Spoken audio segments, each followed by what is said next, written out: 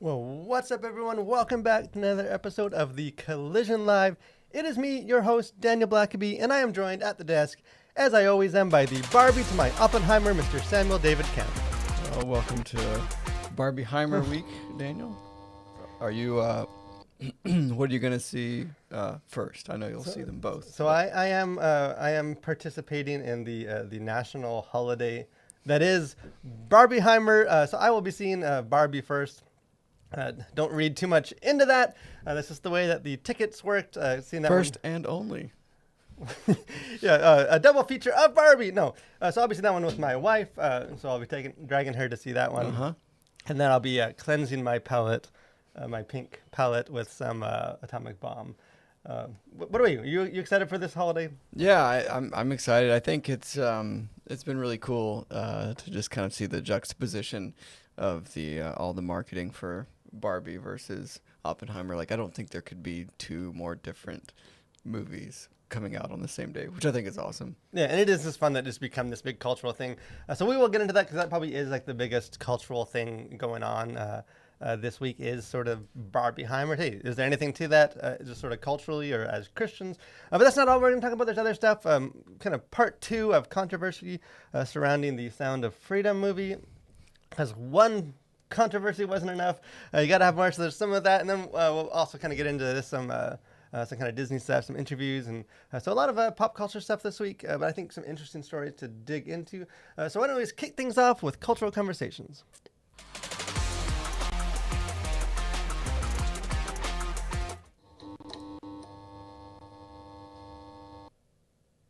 So like we said, kind of this first kind of big cultural thing is what has become kind of dubbed as Barbenheimer. Just sort of the oddity that the Barbie movie is being released in theaters on the same day as Christopher Nolan's next movie, the Oppenheimer. Quite different. Slightly different feels. A little something for everyone in the theaters this week. Slightly different aesthetic approaches to filmmaking. And it's just becoming, again, if you don't really know a lot of like the backstory of sort of why this has become such like a talked about buzzy thing, like really did start off as like some like negative, spiteful, trying to competing studios, and it's just become just sort of interesting. I think not to overstate it, but like almost heartwarming, like of just like, hey, why don't we just make the best of this? Like, hey, we're very different movies, we're different studios, we're different filmmakers, like, but we can still support each other and like almost like cross promote, and like it's become this sort of this like extra marketing push of like doing the double feature and like participating. And I don't know, what are your I mean, I feel like it's one of those things where if you go back, and I think you had mentioned this before we started, that Warner Brothers is putting out Barbie, and as if anybody follows Christopher Nolan's career, he has had a long career with Warner Brothers up until this movie Oppenheimer, and so it seems like maybe there's a bit of a spite happening on the part of Warner Brothers by scheduling their big blockbuster to come out at the same time as Christopher Nolan's next big movie.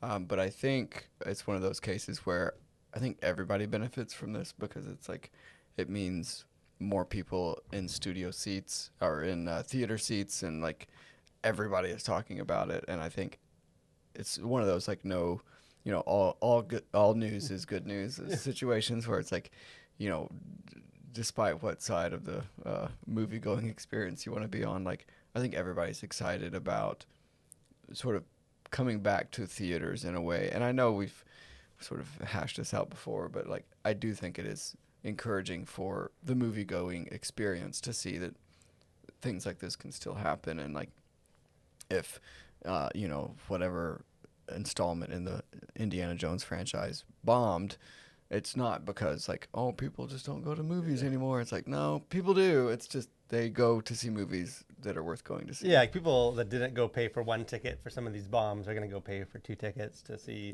like in the same day. And it has become kind of, I think that's even become their like slogan or whatever, like rather than like who's going to lose out of these two competing films, like it's more like moviegoers win. Like there's moviegoers win and the studios win, because it's like, I mean they are going to do better because it's become this double feature. People are like, well, I was just going to see Oppenheimer, but I guess to participate, I also got to go to the matinee of the Barbie movie. But I do think kind of, and this is maybe where I think maybe there is some interesting stuff to to glean from why this has become a thing, is that I don't think this becomes like a cultural like trend kind of viral thing if like if instead of Oppenheimer you have some other like kind of like a romantic comedy, or like instead of Barbie movie you have like Mission Impossible. Like I think Yeah. it's become such a funny thing because there just could not be more Yeah. opposite. Like you know, like there's not like two competing. Like I like action movies. I got two action movies to choose from. Right. You're not going to see a double feature of like action movies. I mean, like you could, and that'd be fine if you had nothing else to do. But like because they're so like polar opposites in every way, I think that makes it more of a thing to talk about and more interesting to talk Yeah, about. and I do think again both these movies might be great. Both these movies might be terrible. I'm seeing them. I'll know tomorrow, so check out our reviews when we get to that. But I do think, like, regardless of whether we think the movies are going to be good or not, like, there is something refreshing about this, the fact that these are such different. Like, yeah, I feel like it's in some ways this the excitement of Barbieheimer has revealed like just how worn down we are from like sameness. Like Yeah. there's just movies, just, you know, I see a lot of them just because I'm reviewing them, and like they just they all feel the same. Like I feel like I'm just seeing a different version of like a superhero movie, or you know, or whatever other kind of movie that I'm seeing. Like even like the Pixar, like the cartoon ones, are all kind of samey. Like it's Yeah. you know it's some people and their you know it's like emotions, or It's or anthropomorphized of yeah you know, something in the world. They vers- need to give social commentary on why we as real people hate each other. Like there's just something kind of the same about them, Yeah. and I feel like this is sort of a throwback to like almost like old school in a way that like hey movies like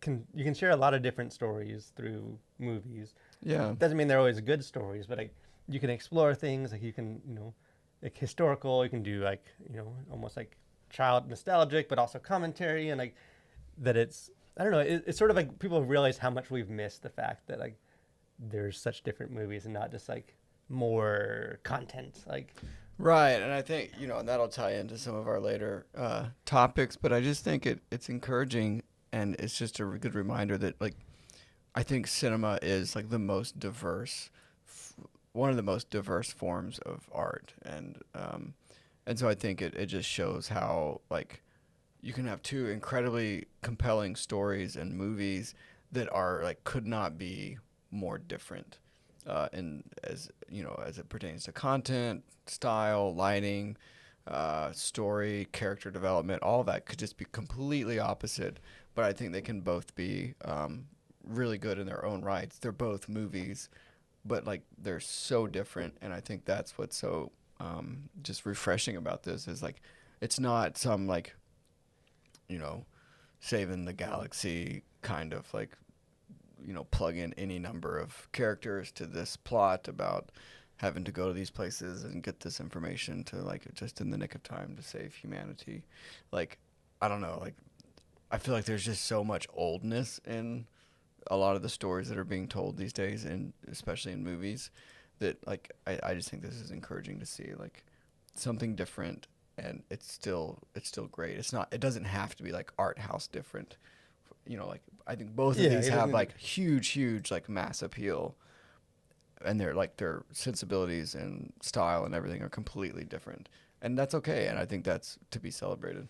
yeah and I think like obviously in one sense like there is more different story like there's more movies and shows being made than ever before like so like you can definitely find if you just look at like Netflix or something like very different stories being told like Yeah. but it's I feel like this not in the sense of like big cultural event blockbuster like those like while we still are exploring other stories like this in wider culture like sort of the big blockbuster moment like the cultural stuff those seem to have very shrunk to like the same like you just Well, and I think it's a another reminder too that there's so few things that we share in common as a culture, like because of streaming and the internet. Like everybody's off in their own little world, their own little reality, and so there that division and sort of subgroups sort of spills out into the real world, and where you have people that used to come together to see a movie or to enjoy a sporting event or something. Like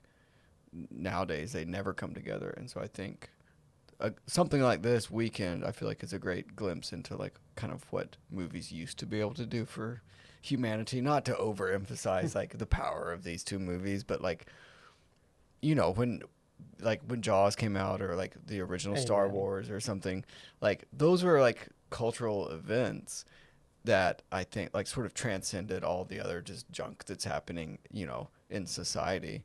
And again, not to put too much weight on movies, but there just haven't been too many of those events lately, just because it is so like diffused among streaming platforms and ways to watch and all that. So I think it's cool to see. No, we can't all kind of come together and watch one of two movies or both. Yeah, I would recommend both, Or perhaps. neither. Like I probably won't see either Yeah, one. me neither. But And there is, and again, I don't want to stretch the meaning of this biblical verse beyond what's a healthy interpretation, but I do think this did jump out to me. Proverbs 18:2 says, "A fool takes no pleasure in understanding, but only in expressing his opinion." And I was thinking of that again, the context of like just the diversity of the potential diversity of the movie going experience. That I think it is healthy to expose ourselves to different types of stories, and like whether we agree or like have issues or we want to like dialogue about them, like that's healthy too. Doesn't mean you Yeah. just accept anything because I need to understand, but I think things like this, it's good. I think it's healthy to experience something like that, challenges you. Like I'm guessing Oppenheimer will, and like makes you feel just the grim reality of like destructive power of man. yeah. And then like the Barbie movie, which is like very bubblegum pink, but maybe some commentary on nostalgia and like, I think we've sort of lost some of that as far as, and I think Christians can be even the most guilty of that as far as Yeah. like we gravitate to the things that we kind of think that align with our own opinion and like our own feelings. And I think it's nice to be able to have options. But hey, let us know how you guys are. How do you celebrate? If you do celebrate Barbenheimer week, if you will be seeing both, or if you will be waiting till later tomorrow to first check out our collision reviews before you make your decision, which we also recommend. But something I know that people really across the globe often recommend is the next segment of our show, and that is Host Corner. Well, we'll just jump right into it. No buffer. Our technician is so excited to hear my thoughts on this next thing that she wants me to get right into it. And that is kind of keeping with the theme. This is very, like I said, a movie-centric episode. Is something that sort of a recent lesson I have learned. Something I was even talking with my brother about.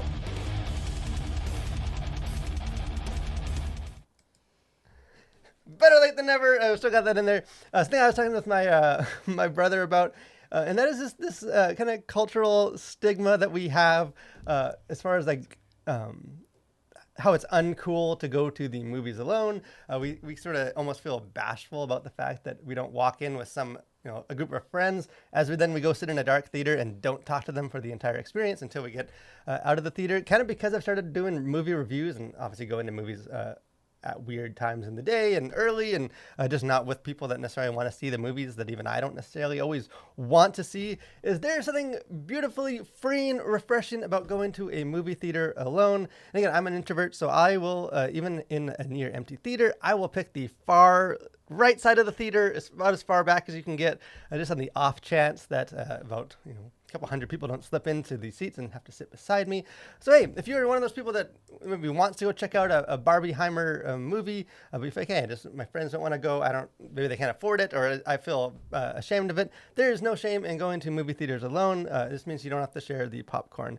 I was going to ask you, Sam, if you feel this way, but I know you just don't go to movies alone or in company. So Yeah, I just don't go to movies. I was gonna go to Oppenheimer this weekend, but we've had some sickness running through the family, if you couldn't tell by the sound of my voice. Yeah, I mean, like you said, I think there should be no stigma to going to the movie alone. Like, I think that's fine. I'm surprised though that when you go and you have your choice of seating, that you like sit on one side and not like in the middle. oh, never in the middle. I always G or G1. So it's like in like the Dolby theater, it's the last row before it like spreads to like the wider. So you're still somewhat like on the side, but always, even I've gone to movies where I was literally the only person in the theater, But and would I you- sat would in the you- back would- on the Would side. the center even back? Would that not be a better viewing experience? Or Well- is it you're just concerned about somebody blocking you in the middle? Like, Yeah, what's, well, what's the phobia there? so David? here's the theory. This is someone that sees a lot of movies. One, you cut the odds of someone sitting beside you in half because you're on the edge. So there's only one seat beside you. Fair. And I like to be at the aisle because I tend to need to slip out pretty quick. So since the movie's over, I'm like the first person like rushing down the stairs, beat the crowd. Say, hey, there is So intentionality. it's less about the movie experience and more about like the It's the basically before that. and after. Yeah, it's really. I'm willing to sacrifice the movie experience because I just don't like being around people. Yeah. Is the general thing. Fair enough. But hey, it is fun to see movies alone, and you should feel no. If you have a preferred seating for your movie going experience, let us know. Yeah. And I do always tell commend. I Dana want to how- give the Hunger Games salute to the people that when you go to like check in, they're like front row in the middle. You're like, someone is just geared up for this. But some movie going tendencies that maybe are slightly more controversial center around the Sound of Freedom movie. So this is a movie that we talked about last week, kind of as our main story. This like breakout surprise. Blockbuster movie that sort of in a lot of ways has changed the game. Like it's such a weird movie, not the movie itself, but like everything around this movie is kind of weird, and the way it was produced, the way it was released, the way it was received, like that it's just become this talking point that and then it's done so well, which maybe we'll get into whether the validity of some of that, how well it did, but it's just become like a very talked about controversial, like, which is maybe, hey, I'm sure they're happy for that.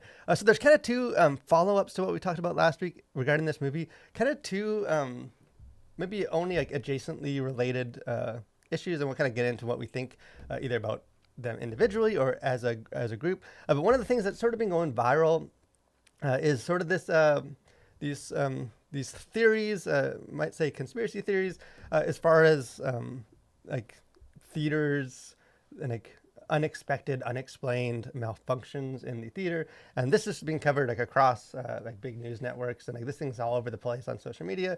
But kind of started, there was a viral TikTok video of someone that I think like about an hour and a half or so into the movie, they started the movie glitched out and the people had to leave the theater. And you know, they sort of did this video kind of calling on the like, to the video saying, hey, there's something fishy about this. Like, you know, why doesn't AMC theaters, why doesn't Hollywood want us to see to see this movie? And then there's sort of been like follow-ups to that of other videos and things, and like, you know, other people saying there was like weird smells or the AC went out. So we watched the movie, but we all were sweating, and it was sort of this big. This became this sort of big, this big thing of kind of why doesn't Hollywood want us to see this movie? So that's sort of the one in your one corner. You have that theory, you have that discussion, and kind of the other, almost the opposite.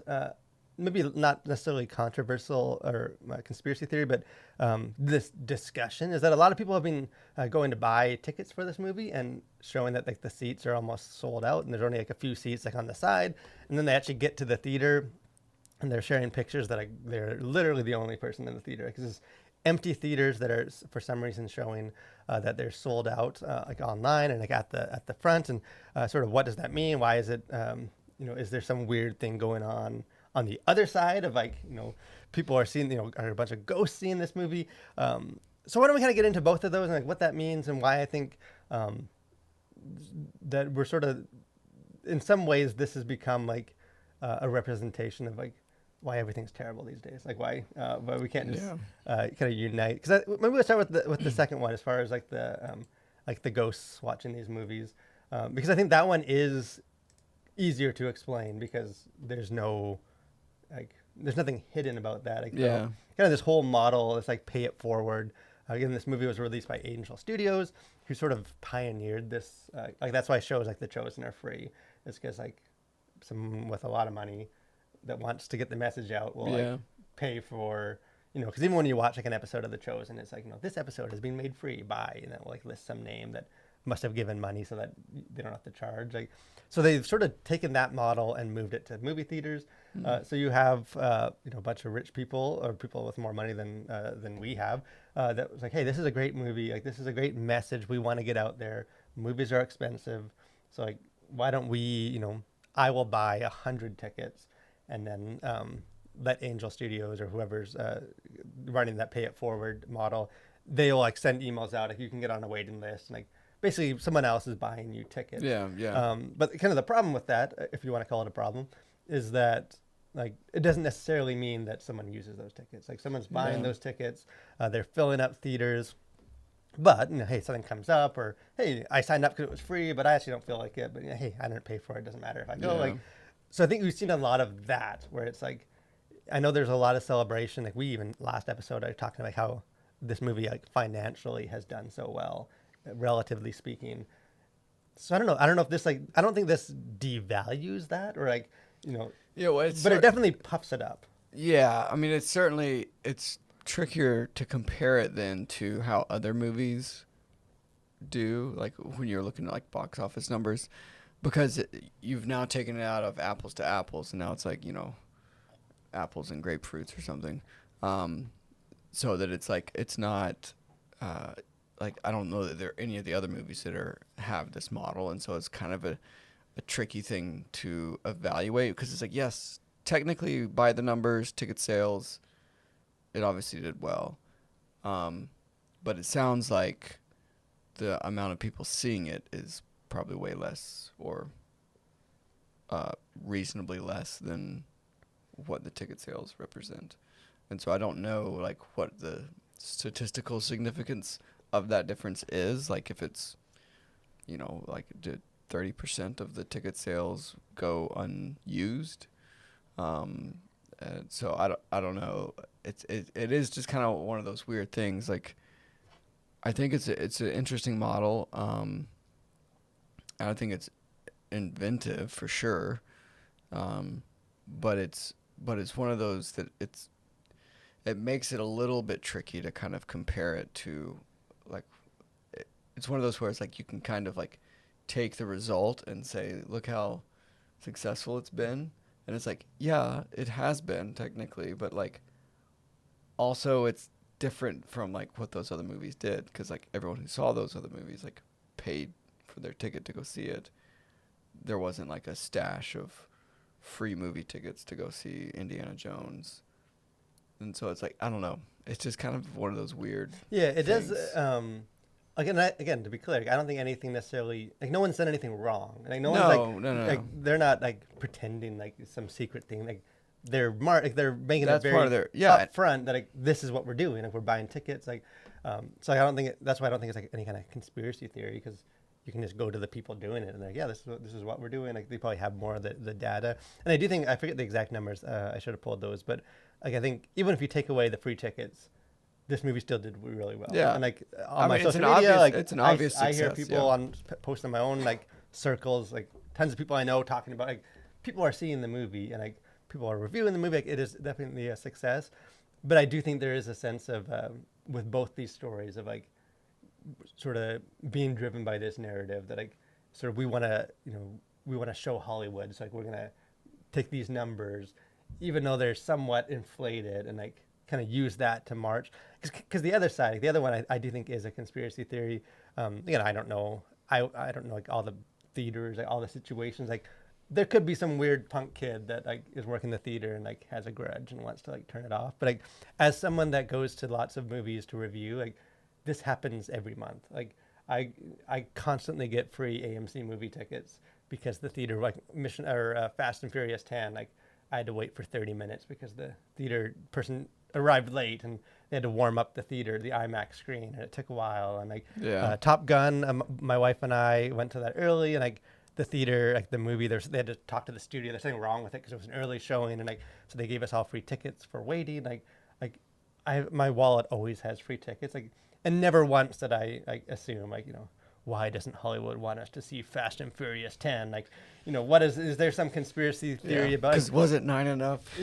Like to me, like the real answer to this is that AMC theaters is often terrible. Like they're stretched, like especially after COVID, and like they don't have the money to really like their theaters are dirty, and like like that's the more logical thing. Like Yeah. but it just becomes very, and like even like the direct, like the like Angel Studios, and then like also the AMC people have been like, no, like this is like the theaters have been working great with us. They're actually expanding the number of screens that are like Yeah. they're showing it to more people the second week than the first week. Like, like it's like any like the actual like data and logic doesn't support some kind of like there's some mass conspiracy that like Hollywood doesn't want the message of anti-sexual trafficking out there. Like, so they're Yeah. gonna do whatever they can to keep people from.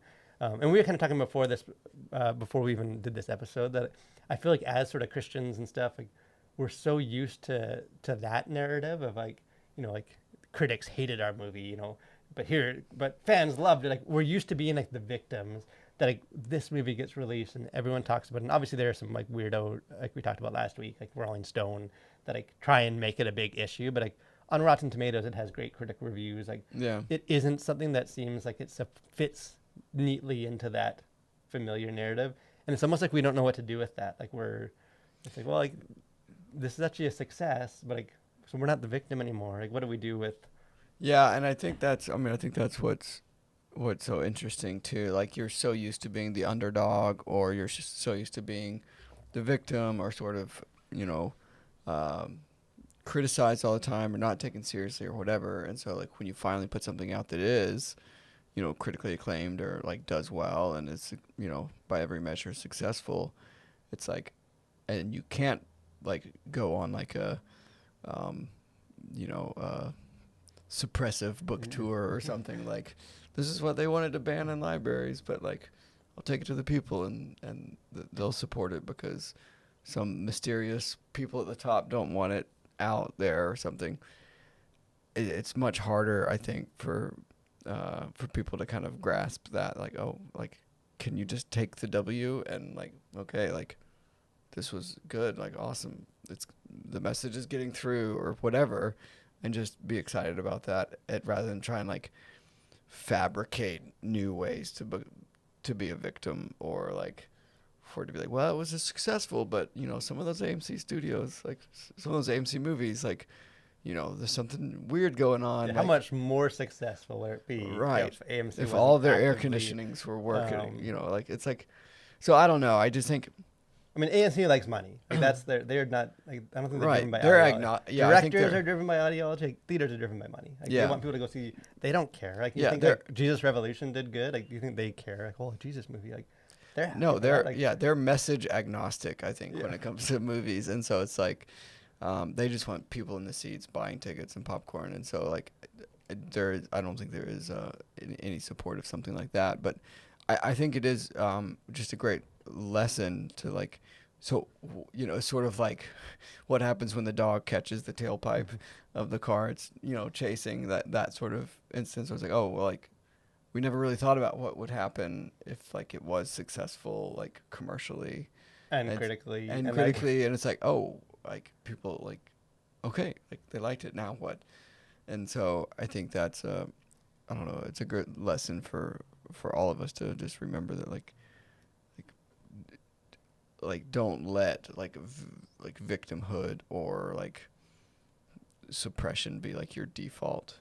And I think that's the big mode thing of for me thinking. is like I feel like there are very valid instances where sort of like at least some version of like the culture war approach is appropriate, and like, I think there are things that as Christians, like particularly with like children's movies and sexual stuff, like there are things to very much like, hey, this isn't right. We need to let our opinion known. Like sort of some quasi culture war stuff, but I think the danger of that becomes when that just we have to have like we're so addicted or like it's so familiar. That's all we know is like we got to be mad at Hollywood. We got to be mad at Yeah. Disney. That it's almost like you can't. You need to make every situation, and that's sort of both sides. Like I think the movie wasn't really a success. See, no one really cares about these conservative weird movies. Like or Hollywood doesn't want us to see it. Like both sides is almost like okay, we sort of agreed that it's actually a good movie and like it's a good message that it's good that it's out there, but like we can't agree Yeah. because that's not how culture works. Like we need to be mad at each other. So like we need to make their issues, like we need to Yeah. make a war. Well, I think that is how culture can work. I think we just live in such a weird time in culture where it's like, because so much money can be made by being divisive, that it's like if your whole show or your whole shtick is like, you know, uh, how everybody's out to get you, and like how every Hollywood movie is like coming for your kids, and there's a movie that comes out from Hollywood and it's not that. It's like, well, now you've got to find something, to rail against about how bad it is or potentially bad it is, or, technically it is bad because, found this obscure fact about it. And so it's just, it just kind of, I think, reveals some of like just the stupidity, I think, of like some of our cultural commentators and how like they just take the ideology and their priors and just apply it to everything. And it's like, you can't just like see something, like you have to comment on like how it either affirms or rejects your worldview in some way. And it's like, And even just like double standards, because like we, Yeah. Totally. again, I think like the Rolling Stone review was dumb. That's like, we talked about that last week. Like that very much is just like, we got a message and we got to make this movie somehow allow us to speak that message. Yeah. But like the idea of considering like the actors' personal beliefs and stuff, like, like I feel like a lot of people were upset that people would review movies that way or consider that.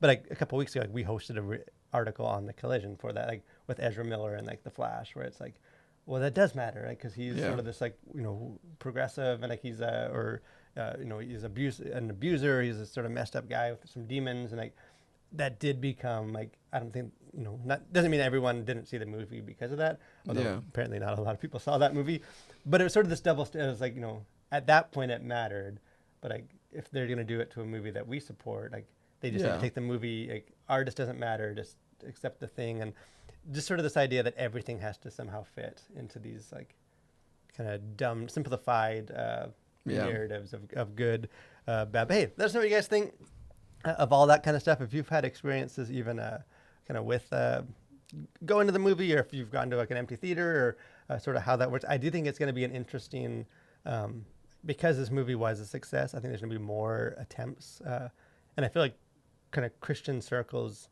or conservative are like, more, they have the tools to do this sort of pay it forward, like the base that wants their own more than I think like a secular Hollywood. Like I don't think if they just don't have the infrastructure to do that, that it is going to shake things up. And I think it was going to lead to sort of a wider conversation. So would love to have just hear your thoughts and sort of what that is. I'm sure it will be a topic that we get into more at a later date. I think we'll probably skip the last story for today, so we have more time. Kind of, hey, why are Disney movies doing terrible? Mr. Bob Iger, the CEO of Disney, former and present, former president, making his comeback trail. He kind of shared some thoughts on some of that, and we'll kind of break down his interview maybe on our next episode, because I do think there's some stuff to sort of chew on for that. But as far as the sort of final thoughts here, things to let you know about. Again, this is, as we've let you know, Barbenheimer week. So I'm actually seeing Barbie in a couple hours. So I thoughts and prayers for me as I go into that, see that movie, and then I'll be seeing Oppenheimer later tonight. So this is, I feel like I'm too old for a double feature these days, but I will do it for the sake of the country, for the nation. Any kind of final thoughts for you? Well, yeah, good luck on your doubleheader, and I look forward to doing those reviews tomorrow. Yeah, I know Sam's waiting for Barbie to hit streaming so he can like more like savor it and enjoy it, and rewind parts that he really liked. But hey, I encourage you, we'll have those reviews. Both those reviews will be out on our website, collision.org, and also on our YouTube channel. So check those out tomorrow if you're just not sure. Because again, I think I've heard there is some content stuff to work through in both those movies. So I will do my best to prepare you for that. And also we won't be here next week. Both Sam and I are out of town, so we will be taking the week off. But hey, the week after that, we'll be back better than ever, nice and rested. So hope you will join us then. But thanks for joining us. Stay safe, guys, and continue to collide with your world for Christ.